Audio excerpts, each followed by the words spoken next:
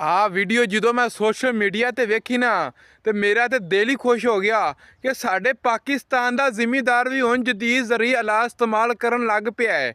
ਛੱਡ ਦੋ ਜਾਨ ਫਾਲਿਆਂ ਦੀ। ਜਿੰਦੇ ਕੋਲ 11 ਫਾਲੇ ਨੇ ਉਹ ਆਂਦਾ ਮੇਰੇ ਵਰਗੀ ਡੂੰਗੀ ਪੈਲੀ ਨਹੀਂ ਕੋਈ ਵਾਂਦਾ। ਉਹ ਜਿੰਦੇ ਕੋਲ 13 ਫਾਲੇ ਨੇ 85 ਟਰੈਕਟਰ ਏ ਉਹ ਆਂਦਾ ਮੇਰੇ ਵਰਗੀ ਡੂੰਗੀ ਪੈਲੀ ਨਹੀਂ ਵਾਂਦਾ। ਮੈਂ 4 ਸੀਆਂ ਲਾਣਾ ਵਾ 5 ਸੀਆਂ ਲਾਣਾ ਵਾ, ਮੇਰੀ ਪੈਲੀ ਬੜੀ ਡੂੰਗੀ ਵਗਦੀ ਪਈ ਏ। ਉਹ ਫਾਲਿਆਂ ਡੂੰਗੀ ਪੈਲੀ ਨਹੀਂ ਵਗਦੀ ਹੁੰਦੀ। ਆ ਇਸ ਤਰ੍ਹਾਂ ਜ਼ਰੀ ਹਾਲਾਤ ਲਾਓ, ਜ਼ਮੀਨ ਦੀ ਸਾਈਡ ਬਦਲੋ।